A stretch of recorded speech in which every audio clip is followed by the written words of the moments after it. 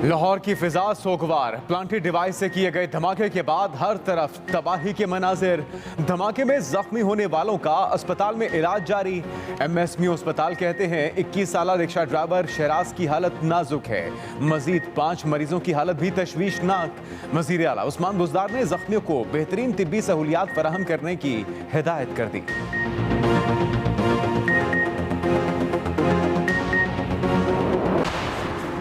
कराची में समुद्री हवाएं टीन की छतें उड़ाकर ले गईं। छतें उड़ने और दीवारें गिरने से 2 अफराद जाम बहक।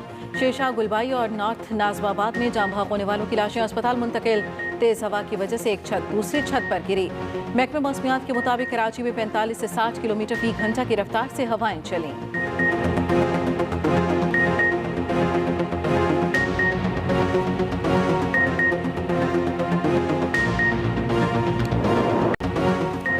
कराची में कोरोना बेकाबू। मस्बत शरह 45.4% तक हो गई। इस्लामाबाद में शरह 18.91%। इस्लामाबाद में जजेस भी कोरोना के निशाने पर। इस्लामाबाद हाईकोर्ट के जस्टिस तारिक महमूद जहांगीरी का कोरोना टेस्ट पॉजिटिव आ गया। जस्टिस मियां गुल हसन औरंगजेब की अदालत के रीडर भी कोरोना में मुब्तला। जिला कचहरी में 15 जजेस को भी कोरोना हो गया।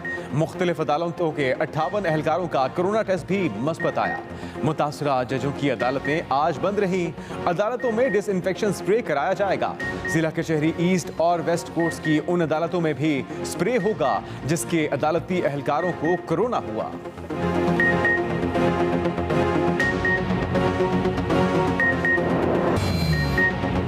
मुहलिक वबा से अमवात और केसों में भी मुसलसल इजाफा। 24 घंटे में मजीद 23 अमवात, 7,678 नए केस भी रिपोर्ट। NCOC के मुताबिक मुल्क भर में मस्बत केसों की शरह 12.93% हो गई। लाहौर में मस्बत केसों की शरह 17.9%, रावलपिंडी में 17.5%, हैदराबाद में 17.27% और पेशावर में 16% हो गई। वैक्सीनेशन का अमल भी जारी। गुज़िश्ता 24 घंटों में 7,86,027 अफराद को वैक्सीन लगाई गई। वैक्सीनेशन कराने वालों की तादाद 17,06,49,149 हो गई।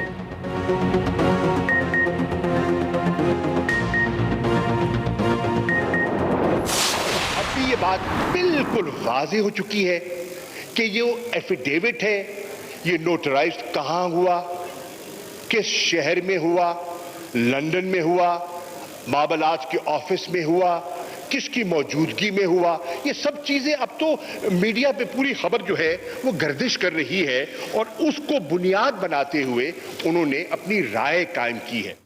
खारजा साहब अपने काम के अलावा सबका दूसरों के हिस्से में टांग अड़ा रहे हैं, इसलिए पाकिस्तान की खारजा पॉलिसी का ये हाल है। बहुत अफसोस से कहना पड़ता है कि अगर किसी मुल्क का वजीर खारजा इतना गैर संजीदा होगा तो पाकिस्तान की खारजा पॉलिसी का क्या हाल होगा। कौमी असम्बली में हुकूमत और अपोजिशन आमने सामने। वज़ीर खारजा शाह महमूद कुरैशी के रिमार्क्स पर अपोजिशन अरकान बरहम। शाह महमूद कुरैशी ने कहा, अदालत पर असरअंदाज होने का बयानिया बहुत खतरनाक है। साबिक चीफ जज राना शमीम ने तौहीन अदालत की। लंदन में कहाँ और कौन कौन मौजूद था ये सामने आ गया है। हमारा चैलेंज अपोजिशन नहीं महंगाई है। लीगी रहनुमा एहसन इकबाल ने कहा, हमने वज़ीर खारजा की बात को संजीदा नहीं लिया। उनको कभी अपने और कभी आसिफ जरदारी के कसीदे पढ़ते दिखा है। पता नहीं कौन सदारती निज़ाम की बहस छिड़ जाता है। इस निज़ाम ने पाकिस्तान को 2 टुकड़े किया। वफाकी वज़ीर हमाद अज़हर ने भी अपोजिशन पर तनकीद के तीर बरसाए।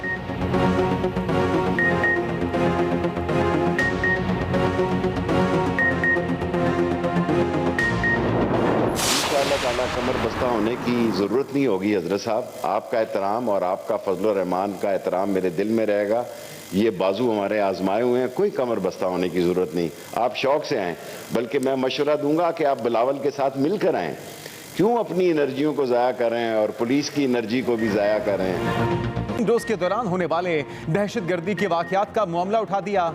सेनेटर रज़ा रब्बानी ने कहा कि क्या ये बात दुरुस्त नहीं कि ये सब TTP से मुआहिदे के बाद हुआ। वज़ीर दाखिला शेख रशीद बोले, दहशतगर्दी के वाकयात का जायजा ले रहे हैं। कलअदम तंजीम TTP ने जिम्मेदारी कबूल की है। शेख रशीद की अपोजिशन जमातों को मिलकर इस्लामाबाद आने की दावत। कहा, क्यों आप अपनी एनर्जी ज़ाया कर रहे हैं, ये बाजू हमारे आजमाए हुए हैं।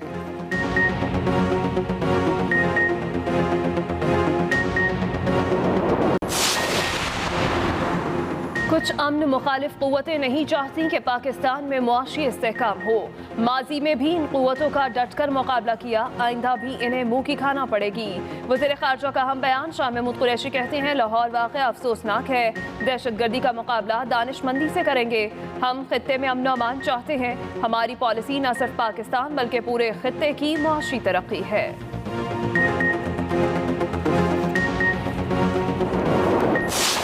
शरीफ डॉक्ट्राइन है कि जी जजेस को या खरीद लो और अगर वो ना बिके तो उसके ऊपर हमलावर हो जाओ, और ऑनरेबल जुडिशरी को प्रेशराइज करना इन्हीं टैक्टिक्स के साथ कि हम किसी हद तक भी जा सकते हैं। शरीफ डॉक्ट्राइन को समझने की ज़रूरत है। मरियम केस में नाकामी नजर आई तो ये जजेस पर हमलावर हो गए। मुशीर दाखिला और एहतसाब शहजाद अकबर की लाहौर में न्यूज़ कॉन्फ्रेंस। कहते हैं राना शमीम का ज़मीर 3 साल बाद क्यों जागा। साकिब निसार की वीडियो जाली साबित हुई। राना शमीम के बयान हल्फी पर नवाज शरीफ के दफ्तर में ही दस्तखत हुए। ये रिपोर्ट लंदन के एक सहाफ़ी ने छापी है।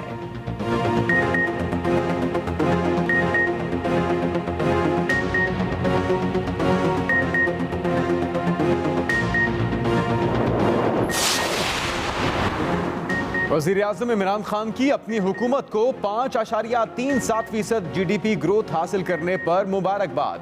ट्वीट में लिखा, GDP ग्रोथ से रोजगार के मौके पैदा होने के साथ फीकस आमदनी में भी इजाफा हुआ। हमारी इक्तिसादी इस्लाहात की कामयाबी को बैनुल-अक़वामी सतह पर तस्लीम किया गया। ब्लूमबर्ग ने पेशगोई की कि पाकिस्तान तरक्की की बुलंद रफ्तार और रोजगार की सतह को बरकरार रखेगा। कोविड वबा के बाद से पाकिस्तान की नॉर्मलसी इंडेक्स में सरफहरिस्त 3 ममालिक में शामिल किया गया।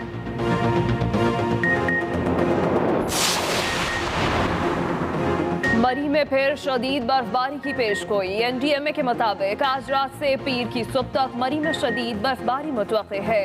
दूसरी जानिब आज़ाद कश्मीर के इलाके कोटली समेत नकियार, खोईरत्ता, तत्तापानी और चरहुई में बारिश, सर्दी की शिद्दत में इजाफा, मामूलात जिंदगी मुतासिर।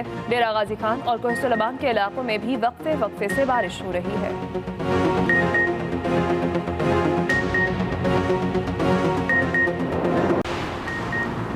लाहौर हाई कोर्ट में जस्टिस आयशा मलिक के एजाज में अलविदाई तकरीब। Chief justice Lahore high court Mir Muhammad Bhatti की खुसूसी शिरकत। जस्टिस अली बाकिर नशवी समेत दीगर जज साहिबान भी शरीक हुए। Chief justice Lahore high court ने जस्टिस आयशा मलिक को गुलदस्ता देकर रुखसत किया। वजारत कानून ने जस्टिस आयशा मलिक की तैनाती की समरी ऐवान सदर भिजवा दी। आज ही मंजूरी मिलने का भी इम्कान।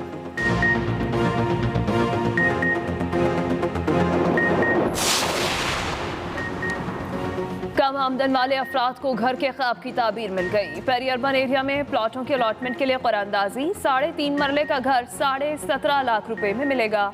वज़ीर आला उस्मान बज़दार की घर हासिल करने वाले खुशनसीबों को मुबारकबाद। 20 साल के लिए महाना 6,526 रुपए किस्त देना पड़ेगी। पंजाब भर में पेरी अर्बन हाउसिंग के लिए 133 मकामात की निशानदही की गई है।